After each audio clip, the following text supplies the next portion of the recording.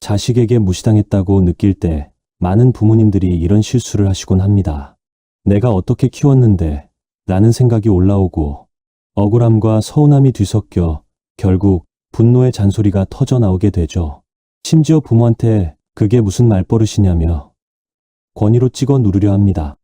하지만 그런 말들은 오히려 자식의 마음을 더 멀어지게 만듭니다. 부모가 감정적으로 나올수록 마음의 문을 더 굳게 닫아버리죠. 말은 듣는 척하지만 한 귀로 듣고 한 귀로 흘려버립니다. 심한 경우 더욱 말대꾸를 하고 목소리가 높아지죠. 반면 현명한 부모님들은 전혀 다른 방법을 사용합니다.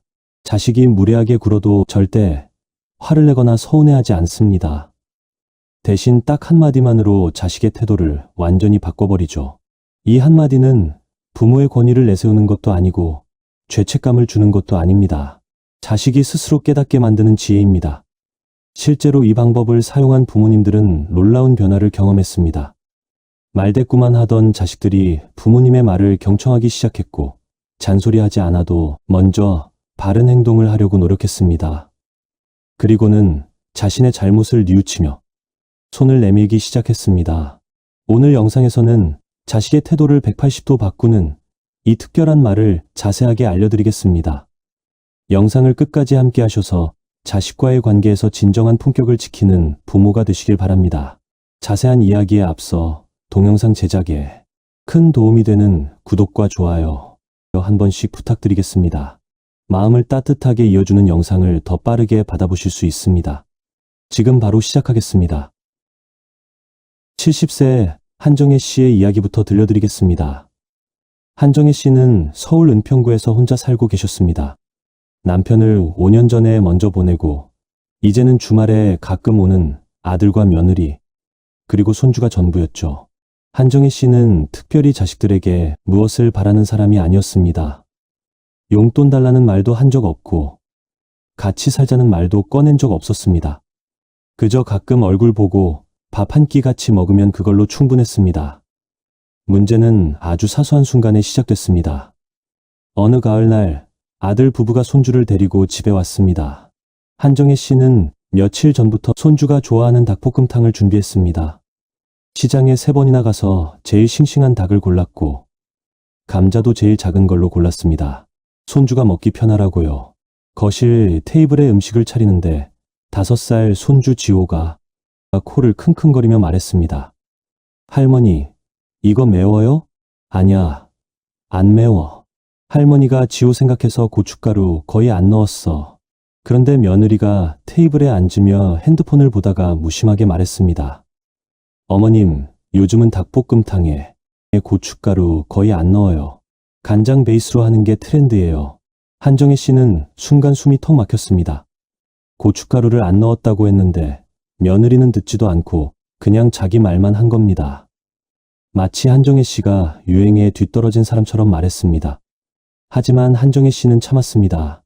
그래, 요즘은 그렇구나. 애써 웃으며 넘어갔습니다.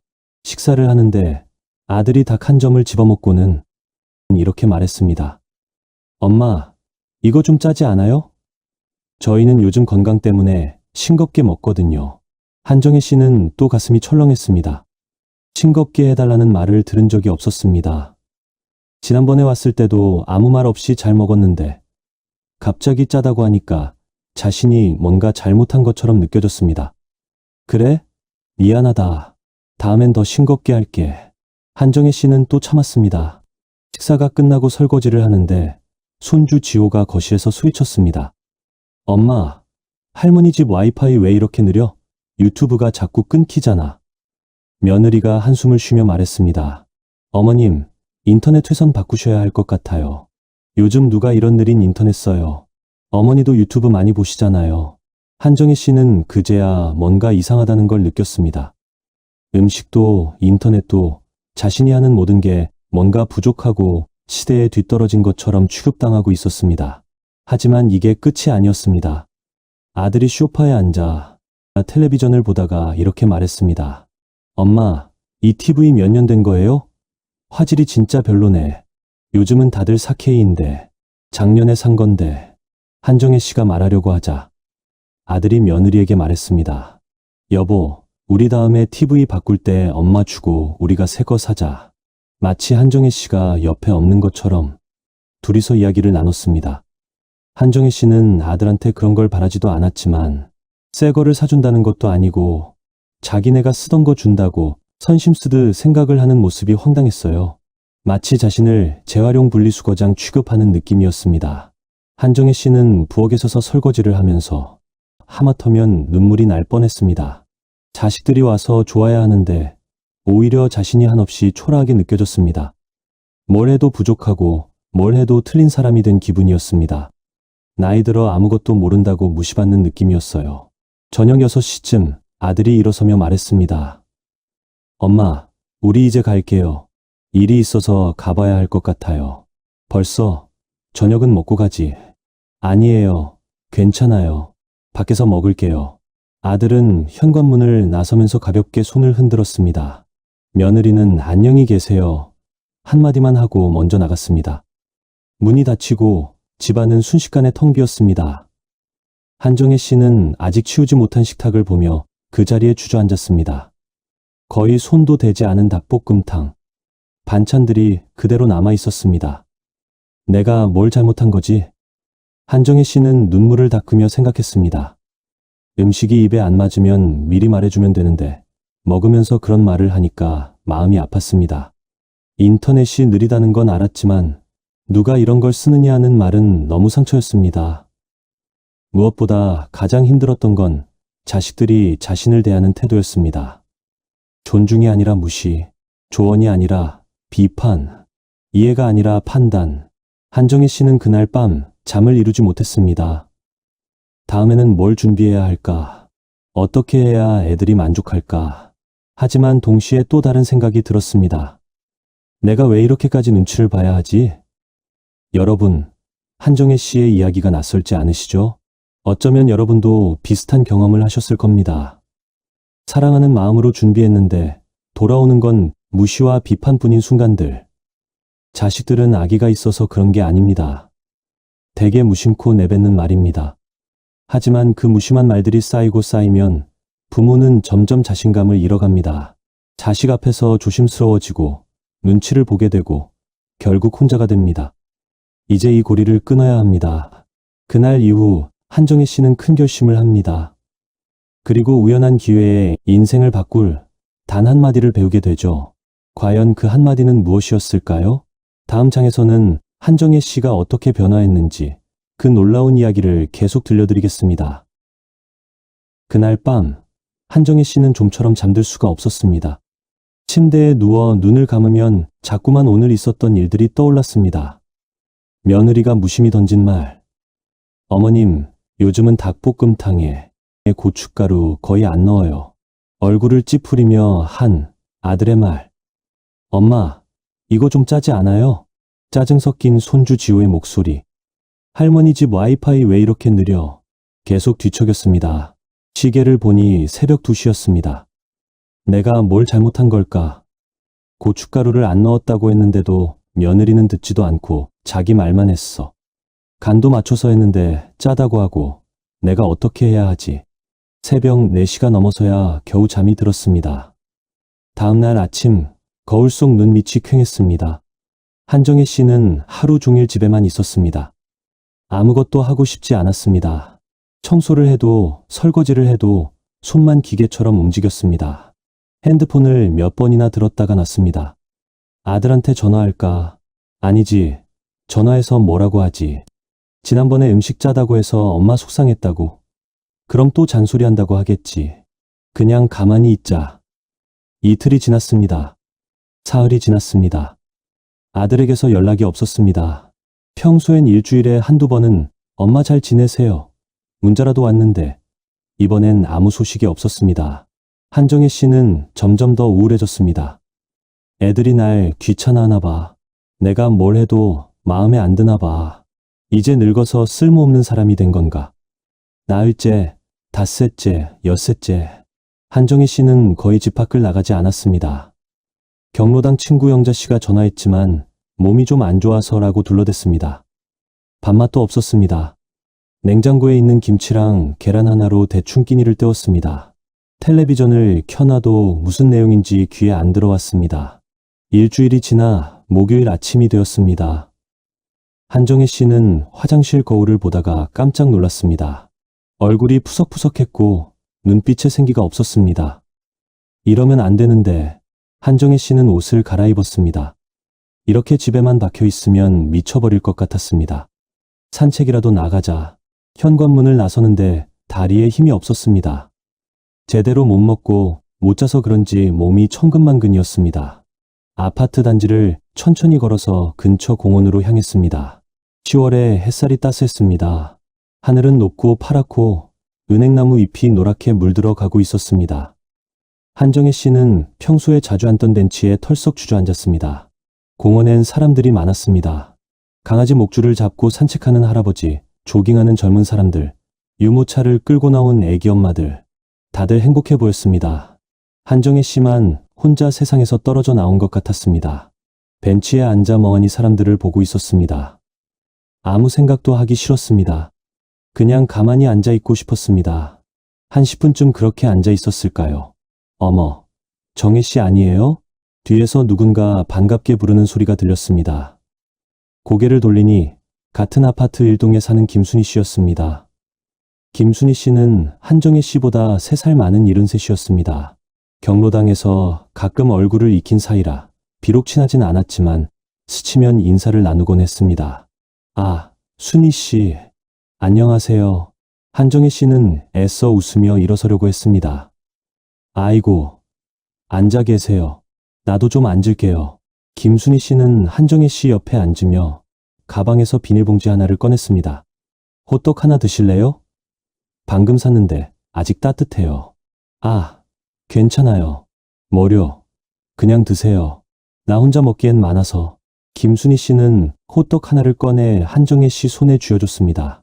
그리고 자기도 하나를 꺼내 베어 물었습니다. 한정혜 씨는 호떡을 한 입 베어 물었습니다. 달콤한 설탕과 계피향이 입안에 퍼졌습니다. 오랜만에 먹는 간식이었습니다. 두 사람은 한동안 말없이 호떡을 먹었습니다. 호떡을 베어 무는 이 순간이 최근 들어 가장 평온하고 행복하게 느껴졌습니다. 가을바람이 살랑 불고 어디선가 기분 좋은 커피향이 풍겨왔습니다. 김순희 씨가 호떡을 다 먹고 손을 탁탁 털며 말했습니다. 정혜 씨, 요즘 얼굴이 안 좋으시던데 어디 편찮으세요? 한정혜 씨는 순간 가슴이 뜨끔했습니다. 그렇게 티가 났나 싶었습니다. 아니에요. 그냥 좀 피곤해서 그래요. 에이, 나도 나이 먹어서 다 알아요. 자식 때문에 마음 고생하시는 거 아니에요? 한정혜 씨는 김순희 씨를 빤히 쳐봤습니다. 어떻게 알았을까요? 김순희 씨가 빙그레 웃으며 말했습니다. 나도 작년에 그랬거든요. 우리 큰애가 말이야. 명절 때 집에 왔다가 집안 이것저것 다 지적하는 거예요. 화장실 타일 낡았네. 벽지 곰팡이 핀 것 같네. 주방 싱크대 오래됐네. 가만 듣다 보니까 누가 보면 우리 집이 판잣집인 줄 알겠더라고. 김순희 씨의 농담 섞인 이야기에 김순희 씨는 살짝 웃으면서 고개를 끄덕였습니다. 그렇다고 마냥 웃을 수도 없었어요. 잔소리하는 자식들의 모습이 자신의 이야기 같았거든요. 그래서 어떻게 하셨어요? 김순희 씨가 미소를 거두고 쓴웃음을 지었습니다. 처음엔 나도 막 화가 났지. 내가 뭔데 우리 집을 평가하냐. 이 집에서 너 잘만 키웠는데. 이러면서. 근데 그렇게 말하니까 애가 더 말을 안 듣더라고. 그냥 에휴 하면서 나가버리는 거야. 그럼요. 속상하셨겠어요. 속상한 정도가 아니지. 밤에 잠도 못 자고 혼자 울기도 하고 애미를 무시하는 건가 싶어서 화도 나더라고요. 한정혜 씨는 김순희 씨를 빤히 쳐봤습니다. 완전히 자기 마음을 들킨 것 같았습니다. 김순희 씨가 한정혜 씨의 눈을 보며 조용히 물었습니다. 정혜 씨도 그렇죠? 요즘 아이들에게 무시당하는 느낌 있으시죠? 한정혜 씨는 입술을 꾹 깨물었습니다. 눈시울이 뜨거워졌습니다. 네, 그래요. 목소리가 떨렸습니다. 지난주에 애들이 왔다 갔는데요. 제가 하는 게 다 마음에 안 드나 봐요. 음식도 짜다, 인터넷도 느리다, TV도 낡았다. 그냥 아무거나 꼬투리 잡아서 그러는 것 같았어요. 계속 듣다 보니까 제가 하는 건 전부 틀린 것 같더라고요. 지난 이야기를 하던 한정혜 씨는 감정이 북받쳐 자기도 모르게 눈물을 주르륵 흘렸습니다. 자신의 마음을 온전히 이해하고 들어주는 이가 있다는 사실에 그동안 눌러왔던 아픔이 터져 나왔습니다. 정성스럽게 음식을 해줘도 애들은 맛없다고 하고 뭐라도 해주고 싶은데 다 시대에 뒤떨어졌대요. 그럼 대체 제가 뭘 해야 되는 거예요? 잠자코 말을 듣고 있던 김순희 씨는 한정혜 씨의 등을 토닥토닥 두드려줬습니다. 울지 마요. 정혜 씨, 나도 그랬으니까 다 알아요. 속상하죠. 서운하죠. 한정혜 씨는 손등으로 눈물을 닦았습니다. 그래서 순희 씨는 어떻게 하셨어요? 아드님이 지금도 그래요? 김순희 씨가 고개를 저었습니다. 아니, 지금은 완전히 달라졌어요. 어떻게요? 내가 바뀌었거든. 한정혜 씨는 어리둥절한 표정을 지었습니다. 순희 씨가 바뀌었다고요? 무슨 말씀이세요? 김순희 씨는 호떡 봉지를 접어 가방에 넣으며 천천히 말했습니다. 있잖아요, 정혜 씨. 나도 처음엔 자식이 문제라고 생각했어요. 요즘 애들이 버릇이 없다, 부모를 무시한다, 효도를 몰라도 너무 모른다. 그렇게 생각했죠. 맞아요. 저도 그래요. 근데 어느 날 깨달았어요. 자식이 문제가 아니라 내가 자식한테 대응하는 방식이 문제였다는 걸. 한정혜 씨는 눈을 깜빡였습니다. 대응하는 방식이요? 맞아요. 애들이 무시하는 말을 할 때 내가 어떻게 반응하냐가 중요한 거예요. 내가 화를 내고 과거를 들먹이고 울면 애들은 더 귀를 막아버려요. 근데 내가 달라지니까 애들도 달라지더라고. 한정혜 씨는 벤치에 바싹 다가 앉으며 물었습니다. 어떻게 달라지신 건데요? 김순희 씨는 잠깐 하늘을 올려다봤습니다. 은행나무 가지 사이로 햇빛이 반짝거렸습니다. 나는 딱 한마디만 하기로 했어요. 한마디요?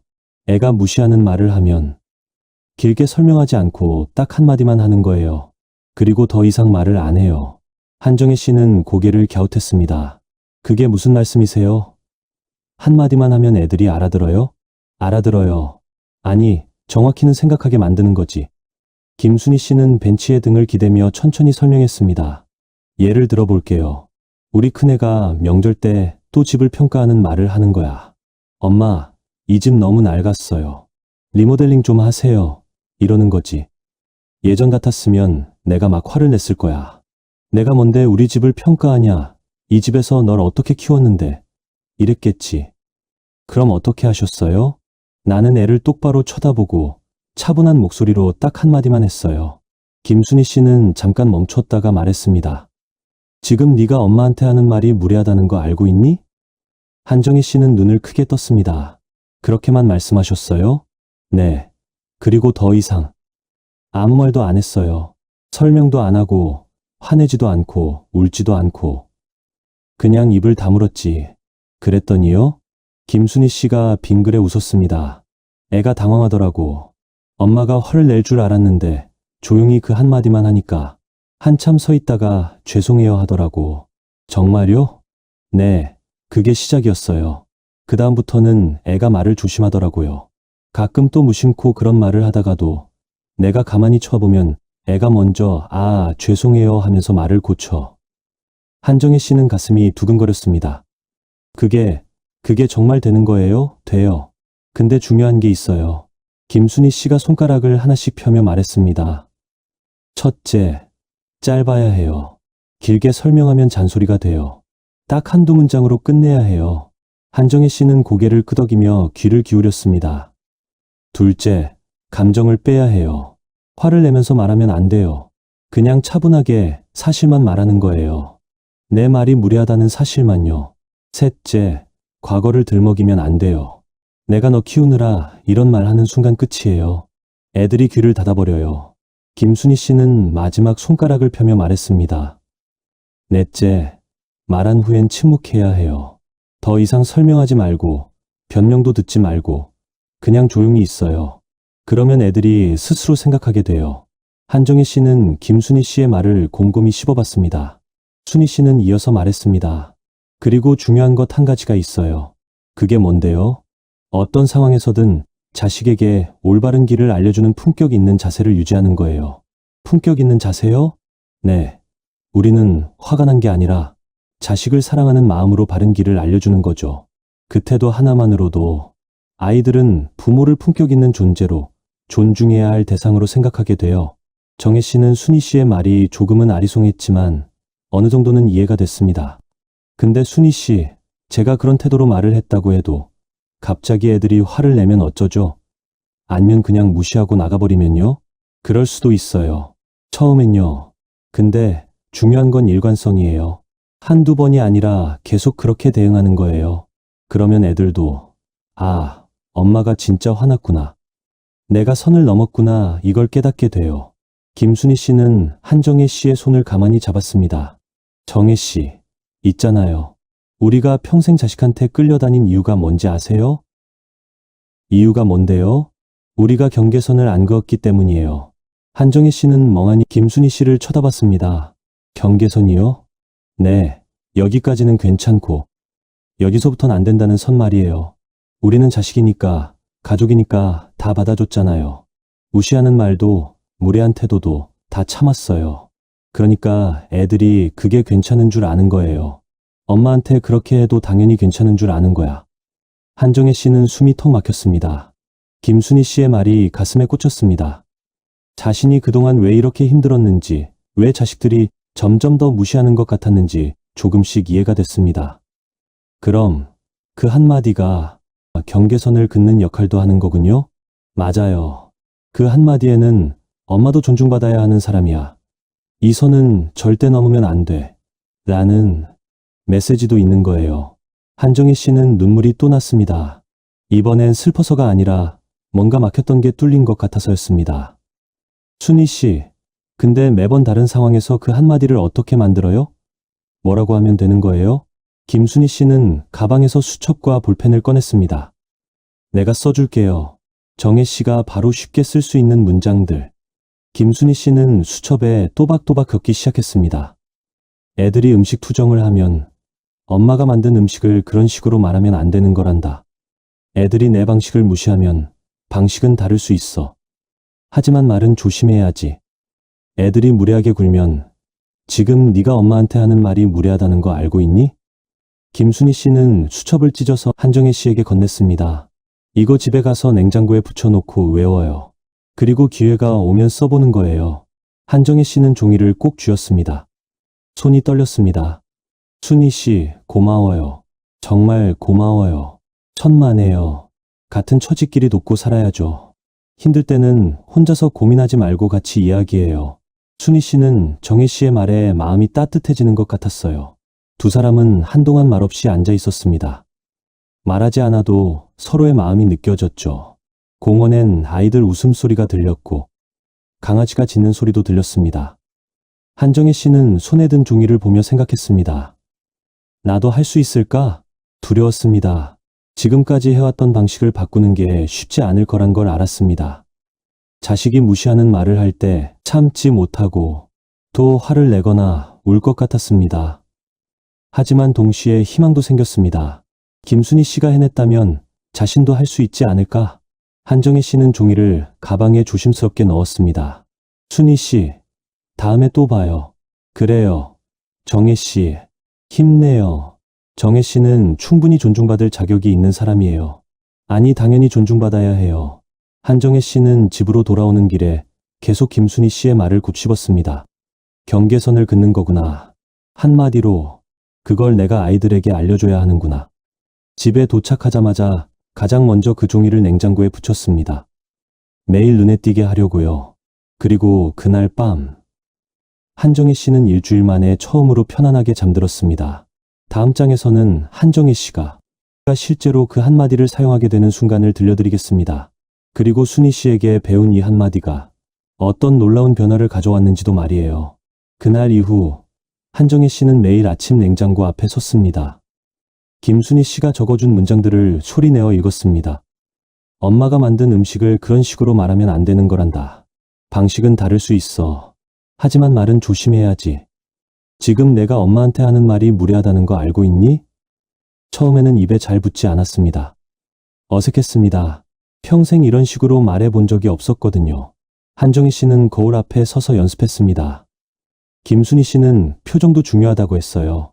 화난 얼굴도 우는 얼굴도 아닌 차분하고 단호한 표정. 거울을 보며 말했습니다. 지금 내가 엄마한테 하는 말이 무례하다는 거 알고 있니? 목소리가 떨렸어요. 정혜 씨는 다시 한번 읊조렸습니다. 지금 내가 엄마한테 하는 말이 무례하다는 거 알고 있니? 이번에는 조금 나아졌습니다. 사흘째 되는 날, 한정혜 씨는 아들에게 전화를 걸었습니다. 여보세요, 아들아. 네, 엄마. 무슨 일이세요? 그냥 목소리 듣고 싶어서. 잘 지내고 있어? 네, 엄마도 잘 지내시죠? 그래, 엄마는 잘 있어. 다음 주말에 시간 되면 한번 놀러 올래? 전화기 너머로 잠시 침묵이 흘렀습니다. 엄마, 다음 주말은 장모님 생신이라 거기 가기로 해서요. 그 다음 주는 어때요? 그래, 그럼 그 다음 주에 와. 엄마가 맛있는 거 해줄게. 네, 알겠습니다. 전화를 끊고 나서 한정혜 씨는 달력을 봤습니다. 2주 후였습니다. 2주. 그때까지 준비하자. 한정혜 씨는 매일 거울 앞에서 연습했습니다. 문장을 외우고 목소리 톤을 맞추고 표정을 연습했습니다. 그리고 2주가 지났습니다. 토요일 오후 2시 초인종이 울렸습니다. 한정혜 씨는 가슴이 두근거렸습니다. 손바닥에 땀이 났습니다. 할 수 있어. 나도 할 수 있어. 문을 열었습니다. 엄마, 왔어요. 아들이 들어왔고 며느리와 손주 지호도 따라 들어왔습니다. 어서 와. 어서 와. 지호야, 할머니한테 와봐. 지호가 달려와 안겼습니다. 한정혜 씨는 손주를 꼭 껴안았습니다. 우리 지호 컸네. 할머니가 보고 싶었어. 저도 할머니 보고 싶었어요. 거실에 다들 앉았습니다. 한정혜 씨는 부엌으로 가서 준비한 음식을 내왔습니다. 이번에는 싱겁게 했습니다. 지난번에 아들이 짜다고 했으니까요. 자, 밥 먹자. 배고프지? 식탁에 다들 둘러앉았습니다. 한정혜 씨가 만든 된장찌개, 생선구이, 나물 반찬들이 차려졌습니다. 아들이 숟가락을 들어 된장찌개를 한 입 떴습니다. 엄마, 이거 간이 안 맞는 것 같은데요? 아들은 별다른 감정 없이 한 말이었지만 한정혜 씨는 심장이 쿵했습니다. 왔다. 드디어 왔다. 왜? 무슨 문제 있어? 맛이 없니? 싱거워요. 지난번엔 짜다고 했더니 이번엔 너무 싱겁게 하신 것 같아요.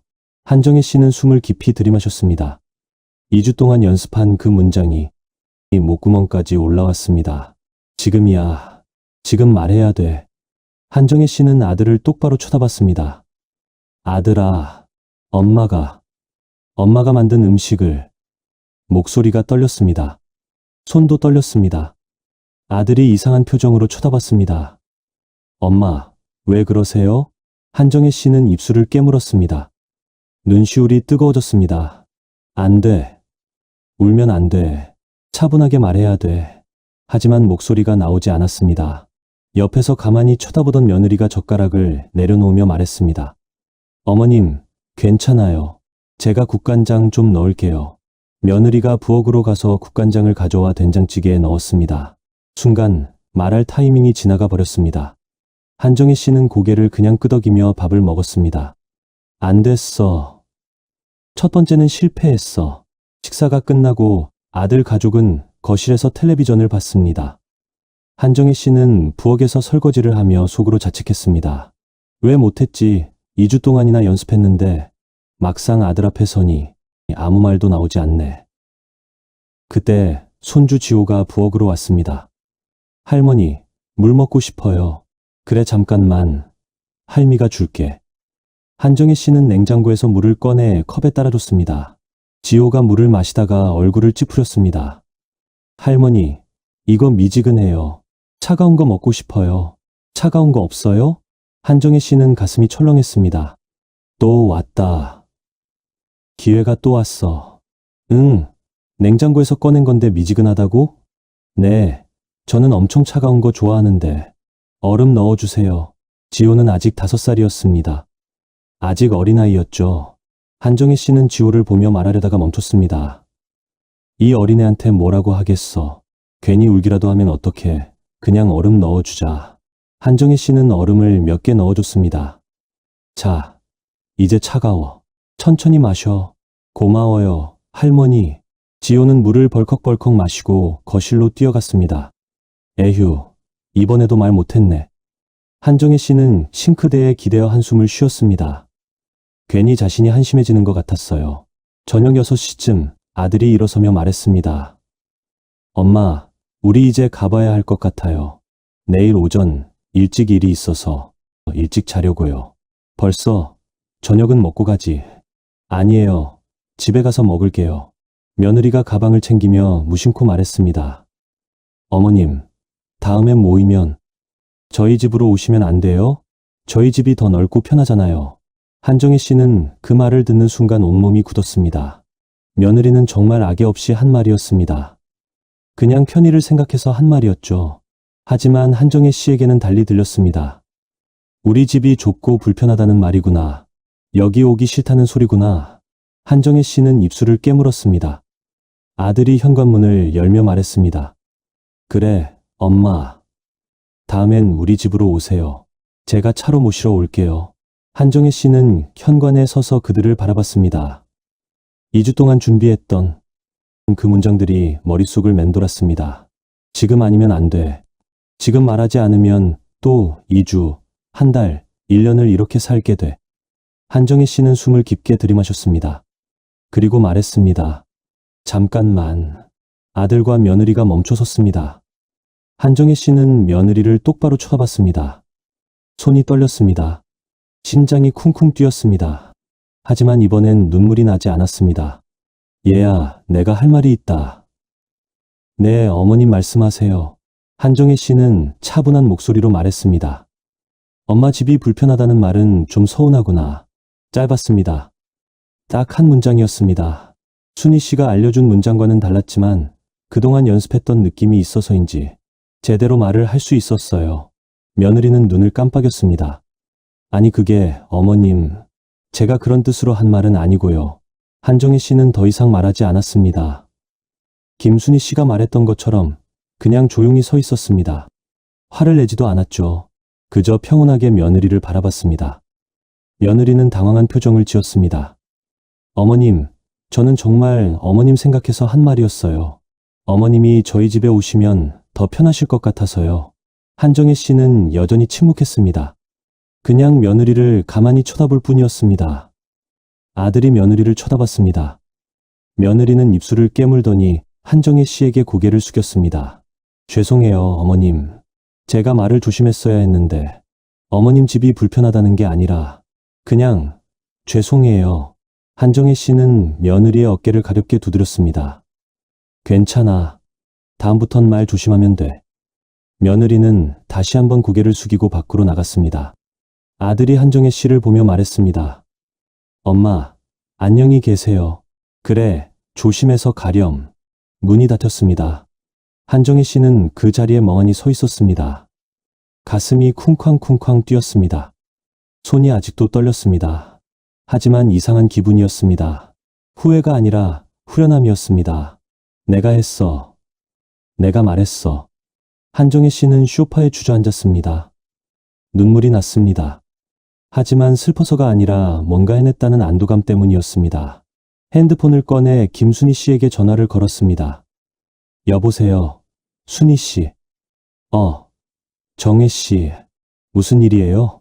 순희 씨, 나 오늘 했어요. 뭘 했어요? 그 한마디. 며느리한테 했어요.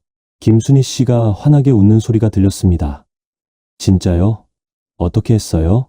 한정혜 씨는 오늘 있었던 일을 하나하나 설명했습니다. 김순희 씨가 말했습니다. 잘했어요. 정혜 씨, 정말 잘했어요. 처음이 제일 어려운 거예요. 이제 다음부턴 더 쉬워질 거예요.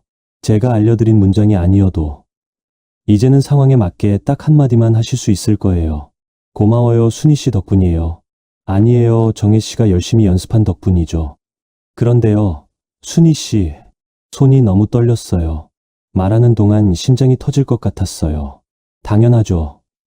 나도 처음엔 그랬어요. 근데 정혜 씨, 중요한 건 정혜 씨가 해냈다는 거예요.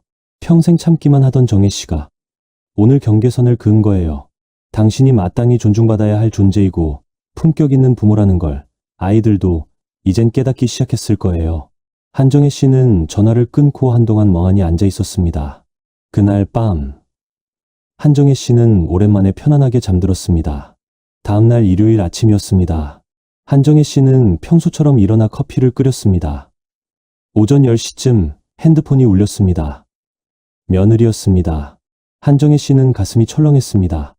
화났나? 어제 일 때문에 전화한 건가? 조심스럽게 전화를 받았습니다. 여보세요? 어머님, 저예요. 며느리의 목소리는 평소와 달랐습니다. 조심스럽고 부드러웠습니다. 응, 무슨 일이야? 어머님, 어제 제가 정말 죄송했어요. 한정혜 씨는 눈을 깜빡였습니다. 어제 집에 와서 곰곰이 생각해봤어요. 제가 어머님한테 정말 신뢰를 많이 했던 것 같아요. 어머님 집이 불편하다는 게 아니었는데 그렇게 들리게 말했어요. 그리고요, 어머님. 사실 그동안 제가 어머님한테 무례한 말을 많이 했던 것 같아요. 어머님이 해주시는 음식도, 어머님이 하시는 것들도 제가 너무 함부로 평가했던 것 같아요. 한정혜 씨는 눈물이 났습니다. 며느리가 계속 말했습니다. 어머님, 앞으로 조심할게요. 어머님도 존중받아야 하는 분이신데 제가 그동안 너무 못했어요. 얘야, 내가 말이다. 네, 어머님, 고맙다. 내 마음 알겠어. 어머님, 다음 주에 제가 어머님 집에 갈게요. 혼자서요. 어머님한테 요리 배우고 싶어요. 한정혜 씨는 목이 메었습니다. 그래, 와라. 엄마가 내가 하고 싶은 거 다 가르쳐 줄게. 전화를 끊고 한정혜 씨는 소파에 앉아 한참을 울었습니다. 기쁨의 눈물이었습니다. 그런데 그날 오후 예상치 못한 전화가 또 걸려왔습니다. 이번엔 아들이었습니다. 엄마, 제가 말씀드릴 게 있어요. 아들의 목소리는 무거웠습니다. 한정혜 씨는 긴장했습니다. 무슨 일이지? 어제 일 때문에 화난 건가? 엄마, 사실 그동안 제가 엄마한테 너무 못했어요. 응, 뭐를? 엄마가 해주시는 것들에 대해서 당연하게 생각했어요. 음식도 짜다, 싱겁다, 이것저것 불평만 했지 한 번도 감사하다는 말을 안 했던 것 같아요. 한정혜 씨는 숨을 멈췄습니다. 어제 집에 와서 집사람이랑 얘기 많이 했어요. 집사람이 울면서 자기가 어머님한테 정말 못했다고, 그동안 어머님이 얼마나 서운하셨을까 생각하니까 잠이 안 온대요. 엄마, 앞으로 제가 잘할게요. 엄마 음식도 맛있어요. 엄마가 하시는 거 다 좋아요. 제가 그동안 너무 몰라봤어요. 한정혜 씨는 말문이 막혔습니다. 아들이 이렇게 말하리라곤 전혀 예상하지 못했습니다. 고맙다, 아들아. 엄마가 너무 기뻐서 뭐라고 말해야 할지 모르겠네. 엄마, 사랑해요. 엄마도 사랑한다, 아들아. 전화를 끊고 한정혜 씨는 냉장고에 붙어있는 종이를 바라봤습니다. 김순희 씨가 써준 그 문장들. 딱 한마디만 했을 뿐인데 이렇게 큰 변화가 일어났습니다. 한정혜 씨는 김순희 씨에게 다시 전화를 걸었습니다. 순희 씨, 나 정말 믿을 수가 없어요. 무슨 일이에요? 며느리가 전화했어요. 사과하고 다음 주에 요리 배우러 온대요. 아들도 전화했어요. 자기가 그동안 못했다고. 김순희 씨가 환하게 웃었습니다. 그것 봐요. 정희 씨, 내가 뭐라고 했어요? 한마디의 힘이라고. 정혜 씨는 신이 난 듯한 목소리로 말했어요. 선희 씨, 우리 만나서 얘기해요. 그때 그 벤치에서 만나요. 두 사람은 벤치에 앉아서 대화를 이어갔습니다.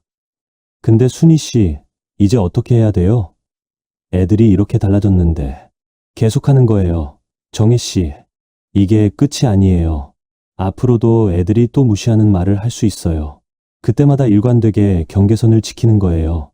그런데 한정혜 씨는 잠깐 망설이다가 물었습니다. 근데 순희 씨, 만약에 애들이 화를 내면 어떡해요? 아니면 더 심한 말을 하면요? 김순희 씨는 잠깐 침묵하다가 말했습니다. 정혜 씨, 사실 그런 경우도 있어요. 제가 다 말씀 안 드렸는데 우리 작은애가 그랬거든요. 큰애는 금방 알아들었는데 작은애는 달랐어요. 제가 그 한마디를 했을 때 오히려 화를 내더라고요. 엄마는 왜 요즘 이상해졌어요? 하면서 한정혜 씨는 숨이 턱 막혔습니다.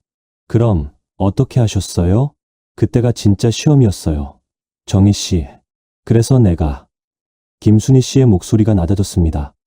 다음 장에서는 더 어려운 상황을 맞이했을 때 순희 씨가 그걸 어떻게 극복했는지, 그리고 한정혜 씨가 진짜 시험을 맞이하게 되는 순간을 들려드리겠습니다.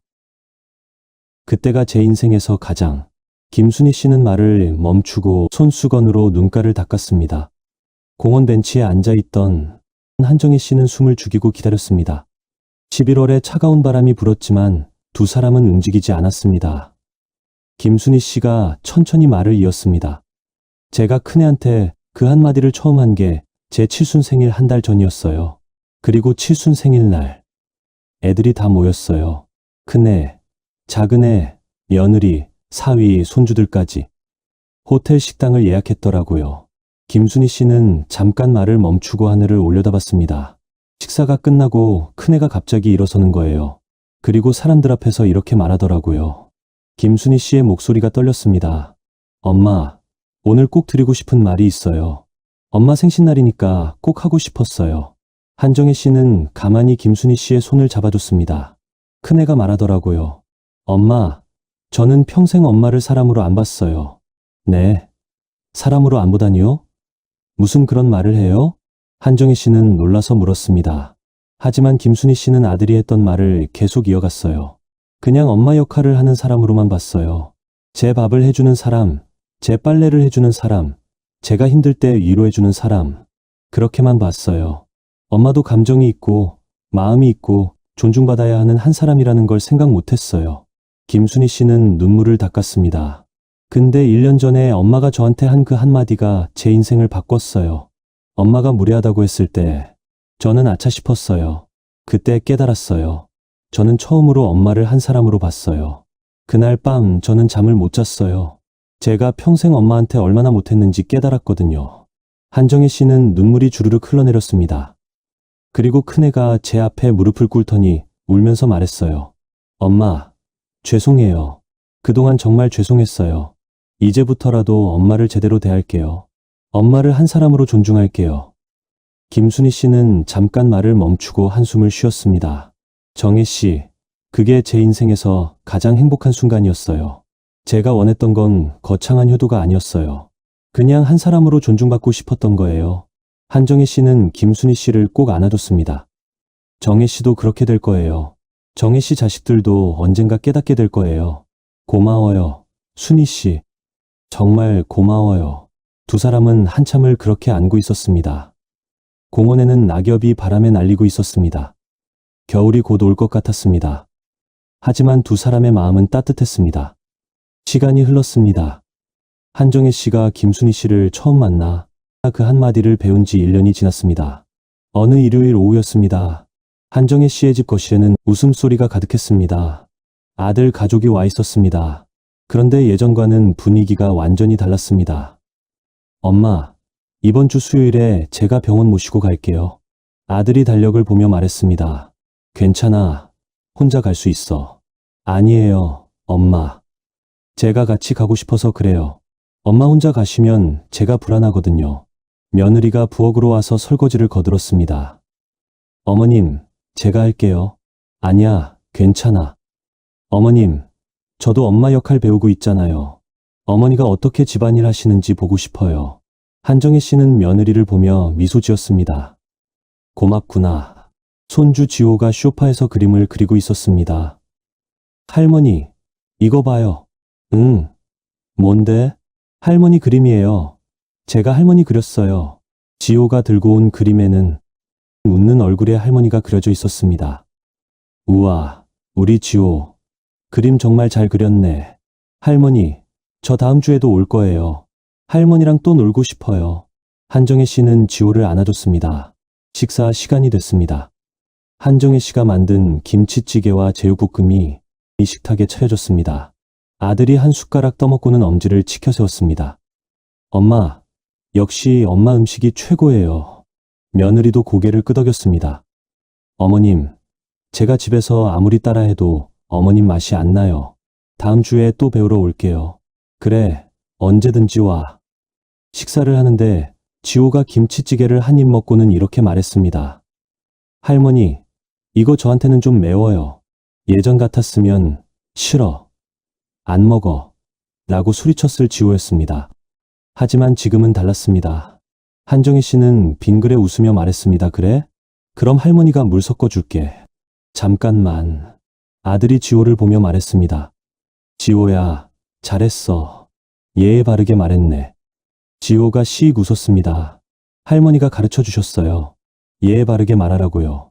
시사가 끝나고 거실에서 차를 마실 때였습니다. 며느리가 조심스럽게 말했습니다. 어머님, 제가 요즘 친정엄마한테도 어머님이 가르쳐 주신 대로 하고 있어요. 예전엔 친정엄마한테도 함부로 말했거든요. 근데 요즘은 조심하려고 노력해요. 엄마도 한 사람이니까요. 한정혜 씨는 며느리의 손을 잡아줬습니다. 잘하고 있어. 내가 그렇게 생각하다니 기특하구나. 아들이 말했습니다. 엄마, 저희 회사에서도 엄마가 가르쳐 주신 거 써먹고 있어요. 회사에서? 네. 후배들이 가끔 무례하게 굴 때 있잖아요. 예전 같았으면 제가 화를 냈을 텐데 요즘은 차분하게 한마디만 해요. 지금 내가 하는 말이 무례하다는 거 알아? 이렇게요. 그러면 후배들이 깜짝 놀라면서 바로 사과해요. 한정혜 씨는 웃었습니다. 그래, 어디서든 쓸 수 있는 방법이야. 저녁 6시쯤 아들 가족이 돌아갈 준비를 했습니다. 현관에서 신발을 신으며 아들이 말했습니다. 엄마, 다음 주에 또 올게요. 그래, 조심해서 가. 며느리가 한정혜 씨를 꼭 안았습니다. 어머님, 사랑해요. 나도 사랑한다. 우리 며느리. 지호도 한정혜 씨를 안았습니다. 할머니, 사랑해요. 할머니도 사랑해. 우리 지호. 문이 닫히고 집안은 조용해졌습니다. 한정혜 씨는 소파에 앉아 창밖을 바라봤습니다. 1년 전에 자신이 떠올랐습니다. 자식들에게 무시당한다고 느끼며 혼자 울던 그날들. 정말 많이 변했구나. 한정혜 씨는 핸드폰을 꺼내 김순희 씨에게 문자를 보냈습니다. 순희 씨, 오늘 애들이 다녀갔어요. 정말 행복했어요. 고마워요. 곧 답장이 왔습니다. 정혜 씨가 용기를 낸 덕분이에요. 축하해요. 한정혜 씨의 이야기를 들으시면서 어떤 생각이 드셨나요? 혹시 여러분도 자식에게 무시당한다고 느끼셨나요? 오늘 한정혜 씨가 배운 3가지 지혜를 정리해 드리겠습니다. 첫 번째 지혜. 한마디로 경계선을 그어라. 자식이 무례한 말을 할 때 길게 설명하지 마세요. 과거를 들먹이지도 마세요. 딱 한마디만 하세요. 지금 내가 엄마한테 하는 말이 무례하다는 거 알아? 엄마가 만든 음식을 그런 식으로 말하면 안 되는 거란다. 엄마도 존중받고 싶어. 그게 이상한 거니? 이런 말 한마디가 자식에게 경계선을 알려줍니다. 여기까지는 괜찮지만 여기서부턴 안 된다는 선을 긋는 거죠. 두 번째 지혜. 차분하게 말하고 침묵하라. 한마디를 할 때는 반드시 차분한 목소리로 해야 합니다. 화를 내면서 말하면 안 됩니다. 울면서 말해도 안 됩니다. 그냥 담담하게 사실만 전달하세요. 그리고 말한 후에는 침묵하세요. 더 이상 설명하지 마세요. 변명을 들으려 하지도 마세요. 그냥 조용히 있으면 자식들이 스스로 생각하게 됩니다. 세 번째 지혜. 일관되게 계속하라. 한두 번으로 끝나지 않습니다. 자식들이 또 무례하게 굴 수 있습니다. 시간이 지나면 예전 습관이 돌아올 수도 있습니다. 그때마다 일관되게 같은 방식으로 대응하세요. 흔들리지 마세요. 자식이 화를 내도 삐져도 관계없습니다. 여러분의 태도를 유지하세요. 그러면 결국 자식들은 배우게 됩니다. 자식이 음식을 무시할 때는 엄마가 만든 음식을 그런 식으로 말하면 안 되는 거란다. 라고 말합니다. 자식이 생활 방식을 무시할 때는 방식은 다를 수 있어. 하지만 말은 조심해야지. 라고 알려줍니다. 자식이 직접적으로 무례할 때는 지금 내가 엄마한테 하는 말이 무례하다는 거 알아? 라고 분명히 짚어줍니다. 자식이 무관심할 때는 엄마도 존중받고 싶어. 그게 이상한 거니? 라고 마음을 드러냅니다. 손주가 무례할 때는 할머니한테 그런 말 하면 안 돼. 할머니도 마음이 아파. 라고 단호하게 말합니다.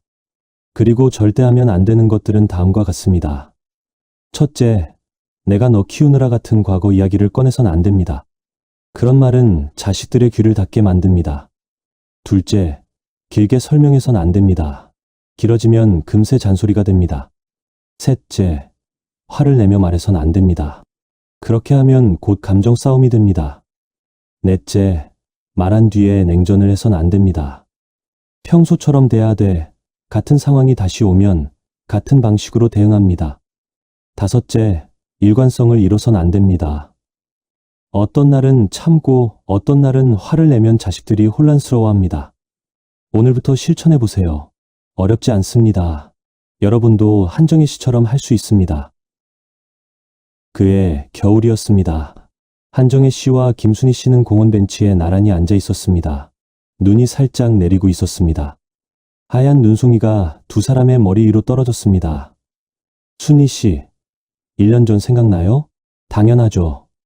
정혜 씨가 울면서 저한테 고민 털어놓던 날, 그때 순희 씨가 저한테 가르쳐준 한마디가 제 인생을 바꿨어요. 김순희 씨가 한정혜 씨의 손을 잡았습니다. 정혜 씨가 용기를 낸 거예요. 나는 그냥 방법을 알려줬을 뿐이에요. 아니에요. 순희 씨가 없었으면 저는 아직도 혼자 울고 있었을 거예요. 두 사람은 한참을 말없이 눈 내리는 풍경을 바라봤습니다. 한정혜 씨가 조용히 말했습니다. 순희 씨, 저 요즘 생각해요. 노후가 이렇게 행복할 수 있구나. 그렇죠? 예전엔 자식들 눈치만 보고 언제 연락 올까 기다리고 무시당할까봐 조심스럽게 살았어요. 근데 이제는 달라요. 자식들이 절 존중해주니까 저도 당당해졌어요. 김순희 씨가 고개를 끄덕였습니다. 그게 바로 제가 정혜 씨한테 바랐던 거예요. 존중받는 노후요. 순희 씨, 고마워요. 진심으로 고마워요. 나도 고마워요. 정혜 씨 덕분에 나도 배웠어요. 나눠주는 게 얼마나 행복한 일인지. 두 사람은 일어서서 천천히 걸었습니다. 눈 내리는 공원길을 나란히 걸으며 한정혜 씨는 생각했습니다. 인생은 언제든 바뀔 수 있구나. 70살에도 새로운 시작이 있을 수 있구나. 여러분, 한정혜 씨의 이야기는 여기서 끝입니다. 하지만 여러분의 이야기는 이제 시작입니다. 오늘부터 시작해보세요. 자식이 무례한 말을 하면 딱 한마디만 하세요. 지금 내가 엄마한테 하는 말이 무례하다는 거 알아? 그 한마디가 자식과의 관계를 바꿀 것입니다. 그리고 자식들은 부모님을 품격 있는 존재로 느끼게 됩니다. 여러분은 희생으로 사랑받을 필요가 없습니다. 부모도 감정이 있는 한 사람, 존중받아야 할 존재입니다. 자식들이 그 사실을 알아가도록 한마디로 차분하게 그리고 일관되게 말해주세요. 감정으로 밀어붙이기보다 태도로 경계를 세울 때 대화에는 자연스레 품격이 깃듭니다. 그 품격은 자식에게 예의의 기준이 되고 부모인 여러분에게는 스스로를 지키는 힘이 됩니다. 그렇게 하루하루를 쌓다 보면 관계는 부드러워지고 노후는 외롭지 않을 것입니다. 존중받는 노후, 행복한 노후는 먼 약속이 아니라 오늘의 작은 실천에서 시작됩니다. 오늘 함께해 주셔서 감사합니다. 여러분의 말과 침묵, 그리고 태도 속에 품격이 오래 머물기를 바랍니다. 오늘도 함께해 주셔서 감사합니다.